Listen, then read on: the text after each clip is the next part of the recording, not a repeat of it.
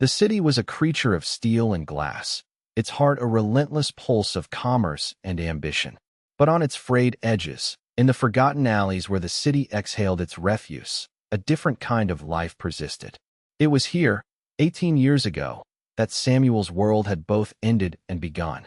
The silence in their tiny, one-room apartment was louder than any scream. The scent of hospital antiseptic still clung to his clothes, a cruel ghost of the woman he had lost. But in 3 wicker baskets, nestled in blankets donated by a pitying nurse, lay 3 new, fragile heartbeats. Alara, Leo, and Maya. His wife's last breath had been their first. He was a carpenter by trade, but his hands, once skilled at shaping wood, now trembled too much to hold a hammer steady. Grief was a thief, and it had stolen his profession, his savings, and his future. All he had left was a mountain of debt and 3 mouths to feed. One evening, as the last of his money turned to dust, he watched a truck lumber by, men in dirty overalls tossing bags of sorted cans and bottles into its cavernous back. They were paid in cash, right there on the spot. An idea, born of sheer desperation, took root in the barren soil of his mind. The next morning, before the sun had even thought about gracing the sky, Samuel was out on the streets.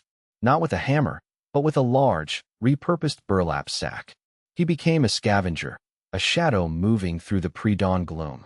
He learned the city's secret rhythm, the restaurants that threw out mountains of glass bottles, the office buildings with their endless supply of paper, the wealthy neighborhoods where perfectly good items were discarded without a second thought. His hands, once smooth from sanding fine oak, became calloused and permanently stained. He collected trash. It was a title that hung in the air with a foul stench, a brand of shame. But when he would return to the tiny room, tiptoeing past his sleeping babies, and use the handful of crumpled bills and coins to buy milk and medicine, the shame was washed away by a ferocious, protective love. He was not a trash collector. He was a provider. He was a father. The years that followed were a grueling montage of survival. Winters were the cruelest, the wind a physical predator that bit through his threadbare coat. He would stuff newspapers into his boots to ward off the frostbite, his fingers so numb he could barely sort the plastic from the metal. Summers brought a different misery, the stench of rotting waste baking under the oppressive sun. Yet, through it all, there was a sacred ritual that never changed.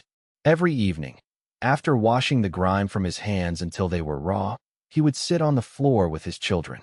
He would build them castles from discarded cardboard boxes. He would read to them from books he'd salvaged, their spines broken but their stories whole. He told them that they were a kingdom of 4, and he was their loyal knight. He taught them that value was not in what something was, but in what it could become. A dented can was a coin for bread. A broken toy was a new friend waiting to be fixed. A life of poverty was a lesson in wealth of a different kind, the wealth of love, of resilience, of family. He raised his 3 babies on the scraps of a wealthy city, shielding them from the world's judgment with the sheer force of his devotion. And they, in turn, grew up seeing not a man covered in dirt, but a hero clad in armor of unwavering love. 18 years passed in this manner, a long, slow climb. And as his children stood on the cusp of adulthood, they hatched a secret plan. They were going to give their father a gift so profound it would rewrite their family's history of loss. A gift that, unbeknownst to them, would send a tremor through the very heart of the city and reach the ears of a man who had forgotten what it felt to feel. This is the story of a poor single dad who raised 3 babies by collecting trash. And it is the story of what they gave him 18 years later, a gift that shocked the world. The triplets were a marvel, a 3-part harmony of a single, beautiful soul. Alara, the eldest by 7 minutes, possessed their mother's quiet intensity and their father's fierce heart. She was the planner, the protector, her gaze steady and serious. Leo was the artist, his hands, unlike his father's, were made for delicate work. He saw beauty in the rust patterns on a sheet of scrap metal, in the mosaic of broken glass on a sidewalk. He sketched constantly in a worn-out notebook, capturing the soul of the city's forgotten corners. Maya was the light, the music. She had a laugh that could coax flowers from concrete and a spirit that refused to be dimmed by their circumstances. She sang as she worked, her voice weaving through their small, cramped home, making it feel like a palace. Their home was a testament to their father's love and their shared ingenuity. It was a tiny, rented house, barely more than a shack, with a perpetually leaking roof and walls so thin you could hear the neighbors breathe. But inside, it was a haven. Books salvaged by Samuel-lined shelves made from old fruit crates. A quilt stitched together from discarded fabric scraps covered the lumpy sofa. Every object had a story, a history of being found and given a new purpose. It was a museum of second chances. For months, they had been saving. Every spare coin from Alara's part-time waitressing job, every dollar Leo earned selling his sketches to tourists, every bit of cash Maya made from busking in the park with her secondhand guitar, it all went into a chipped ceramic jar hidden beneath a loose floorboard. Their goal was singular, sacred. Years ago, before the triplets were born, Samuel and his wife had owned a tiny plot of land. It was nothing special, just a small patch of green overlooking a quiet ravine on the outskirts of the city. It was where he had proposed to her. It was where they had planned to build a small house, a home for the family they dreamed of. After she passed, and the medical bills consumed everything, the land was the last thing to go. It was seized for back taxes and sold to the monolithic corporation that loomed over their city like a steel giant, Sterling Enterprises. The company had intended to build luxury condos, but the project had stalled, and for 18 years, the land had sat empty, fenced off and forgotten by everyone except Samuel. He never spoke of it, but sometimes the children would see him staring in its direction from their window, a ghost of a memory flickering in his eyes. Their plan was to buy it back. They knew it was a fool's dream. The land, though undeveloped, was now prime real estate. But they had to try. It was more than just dirt and grass. It was their history. It was the only place on earth their mother had truly been, her memory sewn into the soil. They wanted to give it back to their father for his 60th birthday, to return to him the one piece of his past that had been stolen.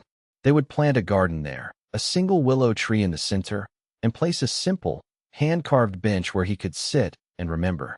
It was a gift of peace, a closing of a circle of grief. On a bright Tuesday morning, the jar was finally full.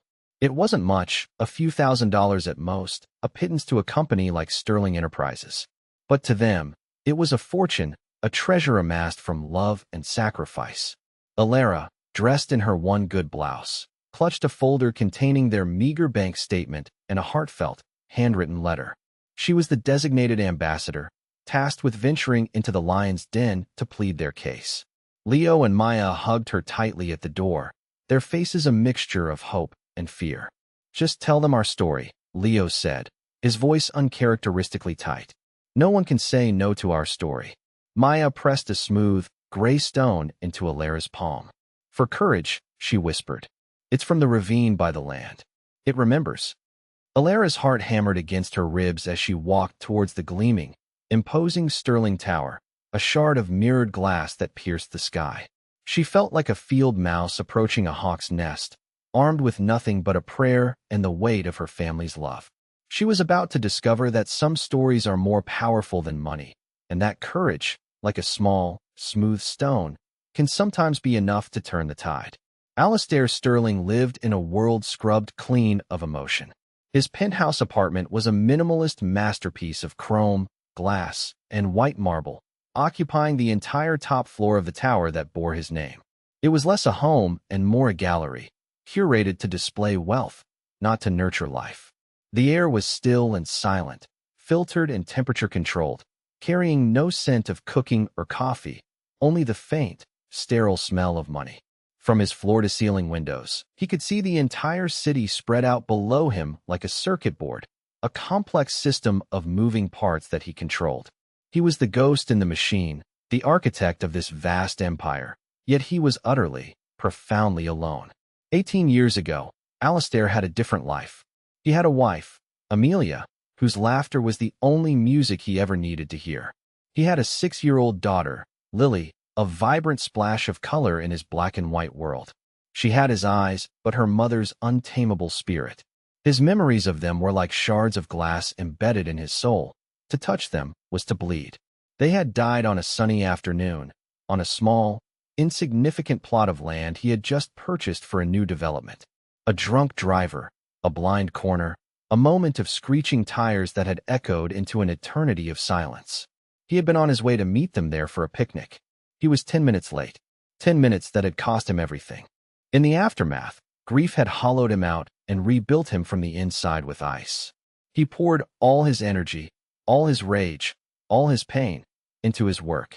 Sterling Enterprises grew from a successful company into a global behemoth. He was ruthless, efficient, and brilliant. He acquired, he merged, he built. But he never touched that small plot of land. It remained a scar on his portfolio, a fallow piece of earth that his board of directors constantly urged him to sell or develop. He always refused, giving no explanation. It was his penance, his private memorial of mud and weeds. His days were a rigid routine.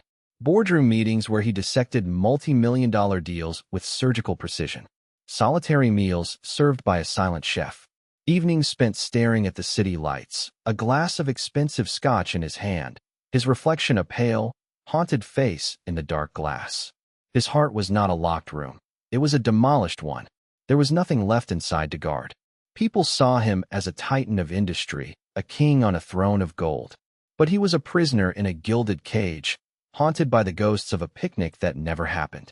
His personal assistant, a stern but loyal woman named Ms. Albright, managed his life with military efficiency, shielding him from any unnecessary human interaction. She was the gatekeeper to his silent world. So when she informed him one afternoon that a young woman was causing a minor scene in the lobby, refusing to leave without speaking to someone about the old ravine property, his first reaction was cold annoyance. "Get rid of her," he said, not looking up from his documents. "Sir," Ms. Albright paused, an unusual hesitation in her voice. "She's very persistent. She says it's a matter of life and death." Alistair scoffed. "Everything is a matter of life and death to people who want something for free. Offer her a check, a small one, and have security escort her out." But Ms. Albright did not move. "I don't think money is what she wants, sir." For the first time, Alistair looked up. The flicker of curiosity was faint, barely an ember in the ashes of his soul, but it was there. He thought of the ravine property, his barren patch of pain. Who on earth could possibly care about that place? "Fine," he sighed, the word tasting like rust in his mouth. "I'm leaving in 5 minutes. If she's still there, I'll walk past her. That's all." He had no idea that in 5 minutes, he would walk past a girl with his daughter's eyes, and that the first crack in his icy facade was about to appear. Alara's hope was beginning to fray. For 3 hours, she had been shuffled between receptionists, assistants, and security guards, each one a polished, smiling wall. Her letter remained unread in her folder, her story untold.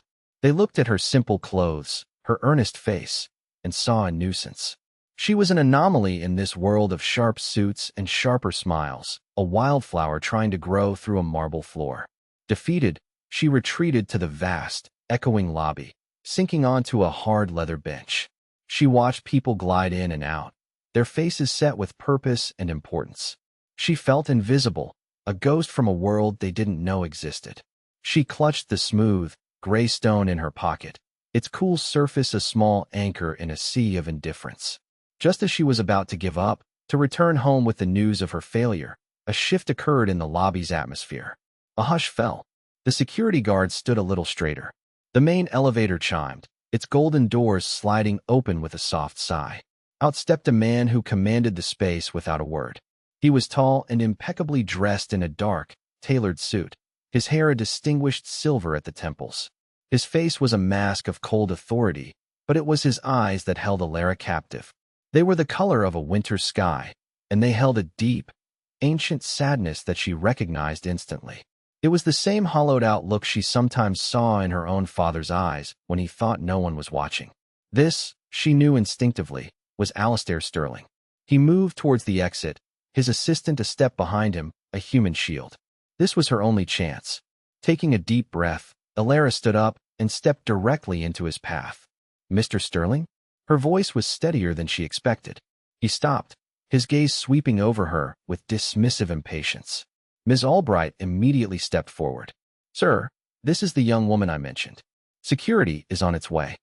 "Please," Alara said, her eyes locked on Alistair's. "I just need 2 minutes of your time. It's about a piece of land. The old ravine property." The name, spoken aloud in this sterile space, seemed to hang in the air. A flicker of something, annoyance, pain, surprise, crossed Alistair's features. It was there and gone in a second. "That property is not for sale," he said, his voice clipped and cold, each word a tiny shard of ice. "Now if you'll excuse me." He made to step around her, but Alara held her ground. "I don't want to buy it for what you think," she pleaded, holding out the folder. "My family, we grew up near there. It's important to us. It's important to my father. Please, just read our letter."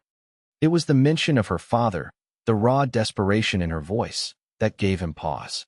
For a fleeting, inexplicable moment, when she looked at him with that fierce, pleading hope, he didn't see a stranger. He saw a ghost. He saw the way his own daughter, Lily, used to look at him when she desperately wanted him to believe in one of her fantastical stories. It was a resemblance that struck him like a physical blow, a phantom pain in a limb long since amputated. He didn't take the folder, but he didn't call for security either. He just stood there, caught in a moment of unwelcome connection. "The land is not available," he repeated, his voice a fraction less harsh. He turned and walked away, leaving Alara standing alone in the center of the vast lobby, the silent folder still outstretched in her hand. She had failed. But as Alistair Sterling sat in the back of his limousine, the city blurring past his window, he could not shake the image of her face. He could not erase the echo of her plea. And for the first time in 18 years, a stranger's story had breached the walls of his silent, empty world. The stone had been thrown, and the ripples were just beginning to spread. The encounter in the lobby unsettled Alistair more than he cared to admit. It was like finding a wildflower growing in the sterile, controlled environment of his life, an unwelcome, illogical intrusion. Back in his penthouse, the silence that was usually a comfort now felt accusatory. The girl's face, etched with a desperate sincerity, was superimposed over the city lights. Who was she? Why did the mention of that worthless plot of land, his private monument to grief, mean so much to her and her father? The next morning, he broke his rigid routine. "Ms. Albright," he said over the intercom, his voice flat. "The young woman from yesterday. Find out who she is. I want to know everything. Her name, her family, why she's so interested in the Ravine property. Be discreet." Ms. Albright, ever the professional, showed no surprise. "Of course, sir. I'll have a report for you by end of day." The request felt like a betrayal of his own carefully constructed apathy. For nearly 2 decades, he had successfully purged his life of personal curiosities. He dealt in numbers, in assets, in projections. He did not deal in people's stories. Yet, he found himself waiting for the report with a strange, unfamiliar anticipation. Late that afternoon, a slim, encrypted file appeared on his desktop. The subject line read, "Alara Vance and Family." He opened it. The first page was a photograph, a candid shot taken from a distance. It showed a small, weather-beaten house with a sagging porch. In the yard, a man with graying hair and a kind, tired face was laughing as he helped a young woman fix a bicycle chain. 2 other young people, a boy with a sketchbook and a girl with a guitar, were looking on, smiling. Despite the poverty evident in their worn clothes and the dilapidated state of their home, the image radiated a warmth so intense it was almost scorching. Alistair leaned closer to the screen.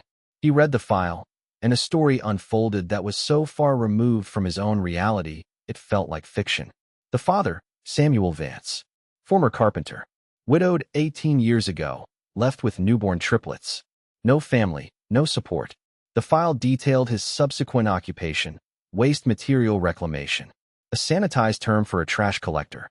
For 18 years, this man had sifted through the city's garbage to raise his children. The children, Alara, Leo, and Maya Vance. The report was clinical, but the facts spoke volumes. Perfect attendance records at school. Top grades. No criminal records. No history of trouble. Alara worked as a waitress. Leo sold sketches. Maya was a street musician. Together, their combined income was barely enough to keep them afloat. The report concluded with the reason for their interest in the Ravine property. Old public records showed Samuel Vance had once owned it. It was the last remnant of his previous life. Alistair leaned back in his chair, the leather groaning in the silent room. He looked from the file to the picture of the laughing family. He saw Samuel's grease-stained hands on the bicycle chain, the easy affection in his children's smiles. This man, Samuel, had lost his wife, just as Alastair had. He had been left with children to raise, just as Alastair would have been.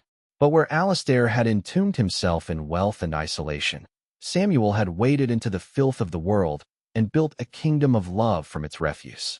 The contrast was a physical blow. Alastair felt a deep, unsettling shame. That evening, he did something even more impulsive. He had his driver take him, not home, but to the humble, working-class neighborhood where the Vances lived. He parked the black, imposing sedan at the end of the street, a dark specter in a world of flickering porch lights and the distant sound of children playing. From the tinted privacy of his car, he watched their house. The lights were on, casting a warm, yellow glow. Through the thin curtains, he could see silhouettes moving. He saw them sit down for dinner at a small, crowded table. He couldn't hear them, but he could see the animated gestures, the heads thrown back in laughter. He saw Alara serve the food. He saw Leo show his father a drawing. He saw Maya say something that made them all erupt in mirth. It was a simple, ordinary scene of family life. And for Alastair, it was the most painful, beautiful thing he had ever witnessed. It was a vision of the life that had been stolen from him, playing out in a stranger's home. He saw his Amelia. He saw his Lily, sitting at that table. The ache in his chest was immense, a pressure that threatened to crack him open. He stayed there for over an hour, a silent voyeur, drawn to the warmth of their fire. He was watching a family, but what he was really seeing was the stark, barren landscape of his own heart. He drove away as they began to wash the dishes together, a team, a unit, a fortress of affection. The image was burned into his mind. The investigation had not satisfied his curiosity, it had only deepened it. He now knew the what of their story, but he found himself desperately needing to understand the how. How did one endure so much loss and emerge not broken, but whole? The seed of an idea, strange and uncharacteristic, began to germinate in the sterile environment of Alastair's mind. He couldn't simply dismiss the Vance family. Their story, their warmth, had become a splinter he couldn't remove. He felt a compelling need to get closer, to understand the source of their light. A direct approach was out of the question. He was Alastair Sterling, a figure of intimidating power. He needed a different way in, a way to observe without the corrupting influence of his own identity. He remembered from the file that Alara worked part-time at the Daily Grind, a small, unassuming coffee shop a few blocks from her home. It was a world away from the exclusive, high-end restaurants he frequented. It was perfect. The next afternoon, he shed his bespoke suit and identity. He wore simple gray trousers, a plain cashmere sweater, and a worn tweed coat he hadn't touched in years. Without his driver, without the armor of his wealth, he felt strangely exposed, almost anonymous. He walked into the Daily Grind, the bell above the door announcing his arrival with a cheerful jingle. The air smelled of roasted coffee beans and cinnamon, a warm, comforting aroma that was alien to him. The place was cozy and cluttered, with mismatched wooden tables and local art on the walls. And there she was, Alara, her hair tied back in a simple ponytail, a smudge of chocolate on her apron. She was wiping down a table, a small, focused frown on her face. She looked up as he entered, and her expression shifted to one of polite welcome. "Hi, welcome to the Daily Grind. Just find a seat anywhere you like." There was no flash of recognition in her eyes. Here, he was not Alastair Sterling, the billionaire titan. He was just an older man, another customer seeking refuge from the cold. The anonymity was liberating. He chose a small table in the corner, a vantage point from which he could watch without being obvious. He ordered a black coffee, his voice feeling rusty and unused in this casual setting. Alara brought it to him, her smile genuine but brief. "Here you go. Let me know if you need anything else." As the afternoon wore on, a slow but steady stream of customers came and went. Alastair just sat there, nursing his coffee, a silent observer. He watched Alara work. She was efficient and graceful, navigating the small space with an easy confidence. She knew the regulars by name, asking a construction worker about his daughter's piano recital, teasing an elderly woman about her new, brightly colored scarf. She treated every person with a simple, unadorned dignity. She was not just serving coffee. She was dispensing small moments of human connection. At one point, a young mother came in, struggling with a crying toddler and a bulky stroller. Before the mother could even apologize for the disruption, Alara was there, her face softening. "Oh, he's got some strong lungs, doesn't he?" she said with a gentle smile. She knelt down, meeting the child at eye level. "Hey there. Is it a tough day? I bet a cookie might make it a little better." She returned a moment later with a chocolate chip cookie on the house. The toddler's sobs subsided into hiccuping munches. The mother looked at Alara with profound gratitude. "Thank you," she whispered. "You have no idea." Alistair watched the entire exchange, mesmerized. It was an act of simple, uncomplicated kindness. There was no calculation, no expectation of reward. It was just an impulse to soothe, to help. After the cafe quieted down, Alara began wiping down the counter near his table. He cleared his throat, and she looked over. "Is the coffee all right, sir?" "It's very good, thank you," he said, his voice hoarse. He felt an absurd urge to talk to her, to hear her voice again. "It seems like a friendly neighborhood." Her smile was warm. "It is. Most days," she said. "You're not from around here, are you?" "No," he replied, the lie coming easily. "Just passing through.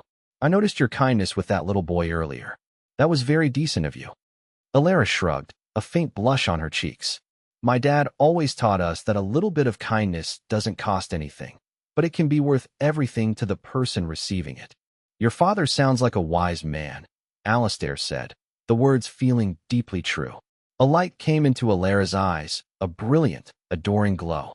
"He is," she said, her voice filled with a reverence that stunned him. "He's the best man I know. He's our hero. He taught us everything that matters." She spoke of Samuel not as a poor man who collected trash, but as a philosopher king, a source of infinite wisdom and strength. She told Alistair small stories, how her father could identify any bird by its song, how he taught them to navigate by the stars, how he would say that mending something broken was more honorable than buying something new. Alistair listened, utterly captivated. He was hearing a language he had long forgotten, the language of pure, unconditional love. He wasn't just a customer anymore. He was a student, receiving a lesson in a wealth he had never known how to accumulate. He left the cafe an hour later, leaving a $50 bill for a $2 coffee. As he walked down the street, the cold air felt less biting. The world seemed a little less gray. He had gone seeking information, an answer to a logical puzzle. Instead, he had found something else entirely. He had found a glimmer of light, and he felt an undeniable pull to move closer to its source.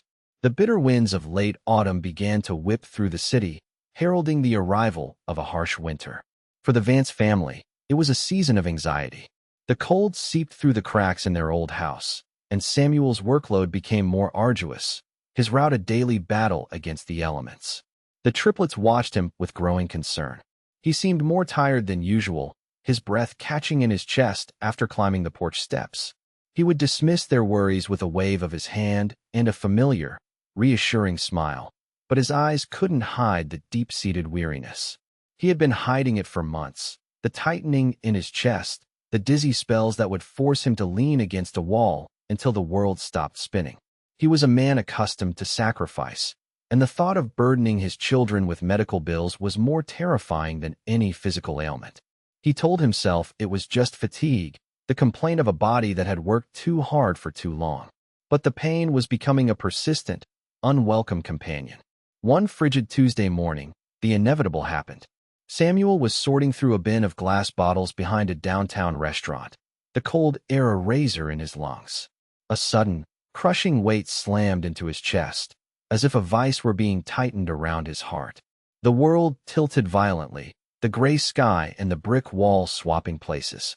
He gasped for air that wouldn't come, his vision tunneling to a pinpoint of light before dissolving into blackness.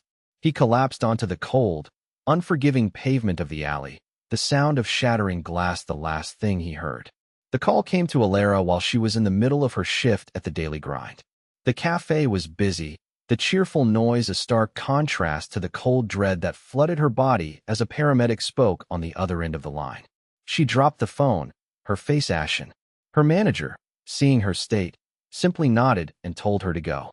She ran, her heart pounding a frantic, terrified rhythm against her ribs. She called Leo and Maya on the way, her words choked with panic. They met at the hospital, a sterile, white maze that smelled of fear and antiseptic. They found their father in the emergency room, lying on a gurney, looking smaller and more fragile than they had ever seen him. Wires and tubes connected him to a chorus of beeping machines that monitored the frantic, failing rhythm of his heart. A doctor with a kind but grave face took them aside. The words he used were clinical: severe coronary artery disease, multiple blockages, major cardiac event. But their meaning was brutally simple. Samuel's heart was giving out. He needed emergency triple bypass surgery, a complex and dangerous procedure. Without it, he had weeks, maybe days. The triplets huddled together, their world shattering around them. The doctor continued, his voice gentle but firm. The surgery is our only option, but it is extensive and expensive. We'll need to discuss payment and insurance. Insurance. The word was a cruel joke. They had never had the luxury of insurance. Every penny they earned went to rent, food, and the secret fund for the land. The fund that now seemed like a childish, meaningless dream. Alara asked the question she was dreading. How much? The number the doctor gave them was astronomical, a figure so large it was abstract. It was more money than they had ever seen, more than they could hope to earn in a lifetime of waiting tables and selling sketches. The hope that had buoyed them for months evaporated, replaced by a cold, heavy despair. Their grand plan to give their father a piece of his past was gone, obliterated by the terrifying possibility that he might not have a future. They were adrift in a sea of shock and fear, their anchor, their hero, lying broken in a hospital bed. Later that night, sitting in the grim, fluorescent-lit waiting room, their hands clasped together, Alara's mind raced. They were helpless. They were alone. Then, a memory surfaced. A kind, lonely man in a tweed coat. A man who had listened to her talk about her father with such quiet intensity. A man who had looked at her with sad, understanding eyes. Before he left the cafe, he had pressed a simple, elegant business card into her hand. "My name is Alistair," he had said. "If you or your wise father ever need anything, or just someone to talk to, please call. No questions asked." On the card was a name, Alistair Sterling, and a private phone number. At the time, she'd thought nothing of the surname. But now, in the harsh light of the hospital, the name clicked into place. Sterling. Sterling Enterprises. The man from the cafe was the man from the tower. The cold, intimidating billionaire was the kind, lonely soul who had listened to her stories. It didn't make sense, but it was the only thread of hope she had. Her hands trembling, Alara pulled the card from her wallet. Her brothers watched her, their faces etched with confusion and fear. I think I might know someone who can help," she whispered, her voice barely audible over the beeping of the distant machines. She took a deep breath and dialed the number, praying she wasn't making a terrible mistake. The call came through to Alistair's private line, a number known only to a handful of people. It was late, and he was in his study, staring at the file on the Vance family, which he had read and reread a dozen times. When he saw Alara's name on the caller ID, his heart, a dormant, sluggish muscle, gave a surprising lurch. He answered on the first ring. "Alara." Her voice was small and broken, stripped of its usual warmth. "Mr. Sterling, Alistair, I'm so sorry to call you so late. You told me to call if I needed anything. We need help." Through choked sobs, she told him what had happened. She told him about her father's collapse, the grim diagnosis, the impossible cost of the surgery that could save his life. She wasn't asking for a handout. It was more like a confession, a desperate outpouring to the only person she could think of who might understand the magnitude of their problem. Alistair listened in absolute silence, his knuckles white as he gripped the edge of his mahogany desk. The news hit him with an unexpected force. The image of Samuel Vance, the kind-faced man from the photograph, lying broken in a hospital bed, was unbearable. This man, this hero who had built a world from love and scraps, was dying. "Where are you?" Alistair's voice was low and steady, a stark contrast to the turmoil inside him. "City General Hospital. Emergency wing." "Stay there. I'm on my way." He hung up before she could respond. He moved with a speed and purpose he hadn't felt in years. He called the hospital's chief administrator, a man who owed him a significant favor, and barked a series of orders. "Samuel Vance. He's in your ER. I want him moved to a private suite immediately. I want Dr. Isabel Moreau, the best cardiothoracic surgeon in the country. Fly her in on my jet if you have to. All expenses are to be billed to a private account I am setting up. No limit. And no one is to discuss payment with his family. Is that clear? The administrator, stunned by the command in Sterling's voice, could only stammer, "Yes, Mr. Sterling." Crystal clear. Within the hour, Alistair was walking through the automatic doors of the hospital.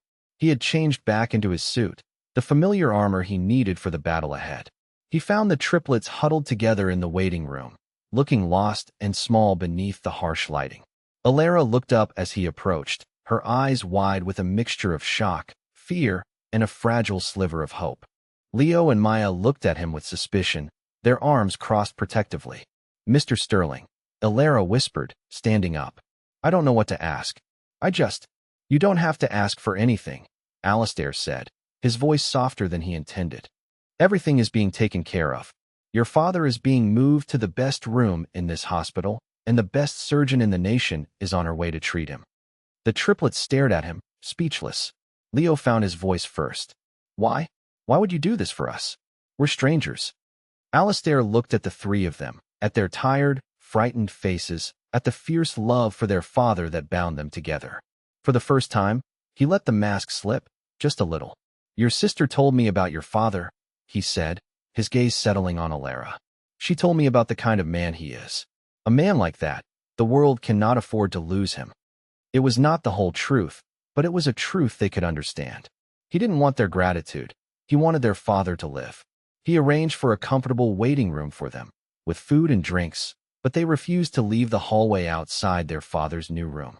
Alara, her mind reeling from the whiplash of despair and sudden hope, knew she had to tell him the rest of the story.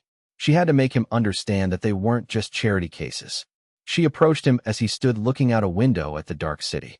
"Mr. Sterling," she began, her voice gaining strength. "Thank you. I don't have the words to thank you, but there's something you need to know. The reason we wanted that land, the ravine property, it wasn't just for us." She took a deep breath and pulled a folded, crinkled piece of paper from her pocket. It was a drawing, a plan rendered in colored pencil and hope. She unfolded it and held it out to him. "This was what we were saving for. This was going to be our gift to our dad." Alistair looked down at the drawing. It was a simple, almost childish layout of a garden. There were hand-drawn trees, flower beds, and a winding path leading to a bench. In the center, in careful, block lettering, was a name, the Haven of Echoes. "We wanted to turn the land into a small public garden," Alara explained, her voice gaining passion.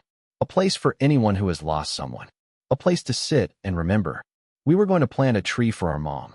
But we also researched old town records. We wanted to put up a small plaque with the names of others who had connections to this area, so they wouldn't be forgotten either."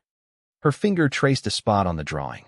"We were going to call it a haven, a safe place for memories." That was the real gift. Not the land itself, but what it could become. A legacy of love, not just for our family, but for everyone. Alistair stared at the drawing, his blood running cold. The simple, heartfelt plan, the profound, selfless empathy of it, was staggering. These children, who had nothing, wanted to create a sanctuary of healing for an entire community.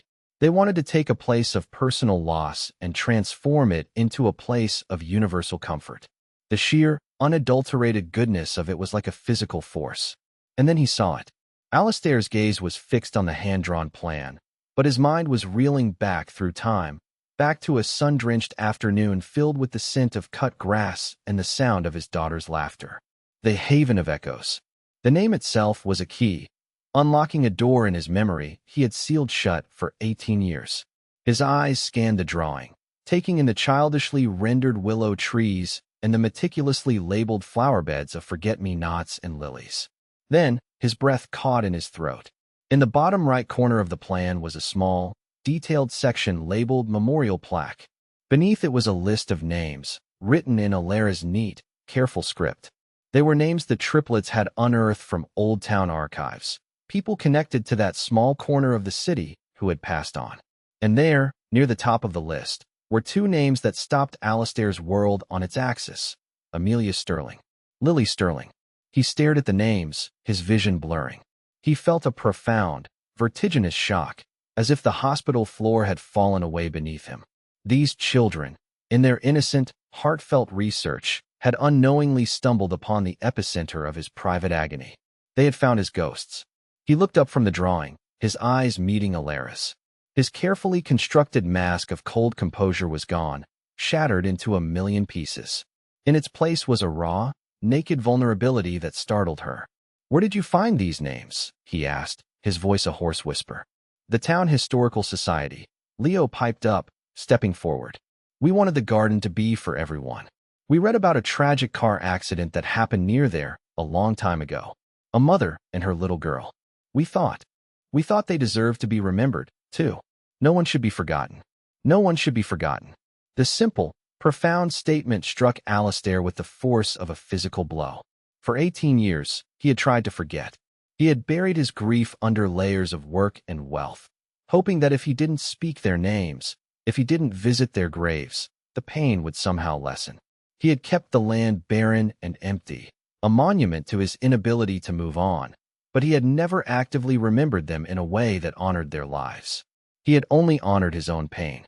And now, these children, these strangers born from their own tragedy, were offering him the one thing he hadn't known he needed, a way to let his memories live in the light.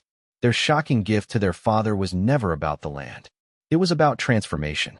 It was about taking a place of pain, their mother's lost dream, his family's violent end, and consecrating it with an act of radical empathy. They were going to give their father a garden of peace, and in doing so, they were offering to build one for Alistair, too. A wave of emotion, powerful and overwhelming, washed over him. It was grief, yes, a tidal wave of it, but it was mixed with something else. Gratitude. All. A sense of profound, miraculous connection. The ice that had encased his heart for 6,570 days began to crack. He reached out a trembling hand and gently touched the names on the drawing, his finger tracing the letters of his wife's name, his daughter's name. A single tear, hot and heavy, escaped his eye and fell onto the paper, smudging the ink. Then another. He didn't try to stop them. He had forgotten how to cry, and the sensation was both agonizing and cleansing. He finally looked at the three young faces before him, their expressions a mixture of concern and confusion at his sudden, silent breakdown. He saw his own daughter's sincerity in Alara's eyes. He saw a gentle creativity in Leo that reminded him of his wife. He saw a vibrant, life-affirming light in Maya that was pure Lily. "My wife," he said, his voice thick with unshed tears. "My daughter. That was my Amelia. My Lily." The realization dawned on the triplets' faces, a wave of shock, understanding, and shared sorrow. They weren't just connected by a piece of land. They were connected by the invisible, unbreakable threads of love and loss. Alara took a small, hesitant step forward and, in a gesture of pure, unthinking compassion, placed her hand gently on his arm.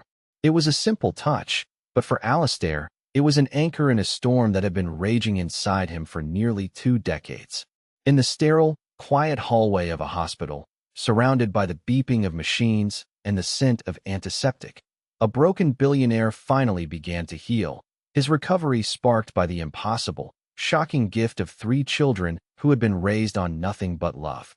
The days that followed were a blur of transformation, both for Samuel Vance and for Alistair Sterling. Dr. Moreau, the renowned surgeon, worked her magic. The surgery was a success, a testament to medical brilliance and the power of unlimited resources. Samuel's heart, so weary and broken, was mended. As he recovered in the quiet comfort of his private suite, a room larger and more luxurious than his entire house, his children were by his side, their faces shining with relief and a joy so pure it seemed to light up the room. Alistair visited every day. At first, his visits were brief and formal. He would inquire about Samuel's progress with the doctors, ensure the family had everything they needed. He was an awkward, hovering presence, a man learning a new language of care and concern. The triplets treated him with a gentle reverence, understanding that he was navigating his own fragile recovery. The first time Alistair met Samuel face-to-face was a few days after the surgery. Samuel was sitting up in a chair, looking pale but peaceful, a blanket tucked around his legs. Alistair entered the room, his hands clasped nervously behind his back. The 2 men looked at each other, 2 fathers from opposite ends of existence. their lives now irrevocably intertwined. "Mr. Vance," Alastair began, his voice formal. "I'm glad to see you're recovering well." Samuel offered a weak but warm smile. "My children told me what you've done. There are no words in the world to thank you, Mr. Sterling."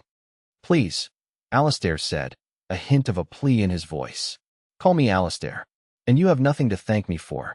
It is I who should be thanking you." He looked at the triplets, who were standing by the window, giving the two men space. "Your children, they gave me a gift I never thought I would receive." He then told Samuel the whole story. He spoke of the ravine property, of his wife and daughter, of the 18 years of hollow, silent grief. He showed Samuel the hand-drawn plan for the Haven of Echoes. Samuel listened, his eyes, clear and wise, never leaving Alastair's face. When Alastair finished, his voice thick with emotion, Samuel simply reached out a hand. "Grief is the heaviest thing a man can carry alone," Samuel said, his voice raspy but firm. "You've been carrying it for too long, son." Alastair took the offered hand. Samuel's grip was surprisingly strong, his calloused palm a testament to a life of hard labor and love. In that handshake, a silent understanding passed between them. They were no longer a billionaire and a trash collector. They were just two men, two fathers, who understood the profound depths of loss and the redemptive power of love. The final scene unfolds 6 months later, on a perfect, sun-drenched spring day. The Haven of Echoes is no longer a drawing on a crinkled piece of paper. It is a breathtaking reality. The barren plot of land has been transformed. Winding stone paths meander through lush flower beds bursting with color. A magnificent willow tree, its branches weeping gracefully, stands in the center. Benches are tucked away in quiet nooks, inviting contemplation. It is more beautiful than the triplets had ever imagined, funded by Alastair, but designed with every ounce of their love and intention. A small, elegant crowd is gathered for the dedication ceremony. City officials, hospital staff, friends, and neighbors. At the front, standing together, are Samuel, his face healthy and vibrant, and his 3 children. Beside them, not as a benefactor but as a part of the family, stands Alastair. He is wearing a simple linen shirt, not a suit. The haunted look in his eyes is gone, replaced by a quiet, peaceful light. Alara steps up to a small podium. "We wanted to create a place where memories could live," she says, her voice clear and strong. "A place to remind us that even after the deepest loss, new things can grow. This garden is not about sorrow. It's about love, the love that echoes on long after our loved ones are gone." Later, after the speeches, the 5 of them walk the path together. They stop at a simple, polished granite plaque near the entrance. On it are the names, Amelia Sterling, Lily Sterling, and another name, added by Alastair, Elizabeth Vance. Samuel reaches out and traces his wife's name, a sad, sweet smile on his face. Alastair stands beside him, placing a hand on his shoulder. They are a family, a found family, stitched together from the broken pieces of their pasts, creating something new, whole, and beautiful. The camera pulls back, showing the 5 of them, laughing and talking, bathed in the warm afternoon sun, a living testament to the idea that the greatest wealth is not what you own, but what you give away. Love is the only treasure that multiplies when you share it. And sometimes, the most shocking gifts come not in expensive boxes, but from the simple, honest love of a family who knows that everything and everyone deserves a second chance. Outro. The story of Samuel and Alastair reminds us of a powerful truth. The deepest connections are often forged in the fires of our greatest hardships. It shows us that true wealth isn't measured by the size of your bank account, but by the capacity of your heart. Samuel's love for his children built a kingdom from nothing, and that love was a gift so powerful it healed a wound that all the money in the world could not. It reminds us that kindness is a currency that never loses its value, and that empathy has the power to transform not just one life, but the world around us.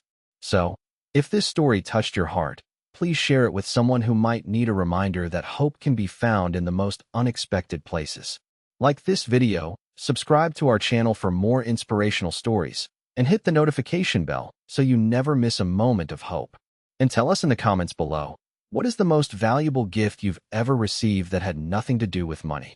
Thank you for watching.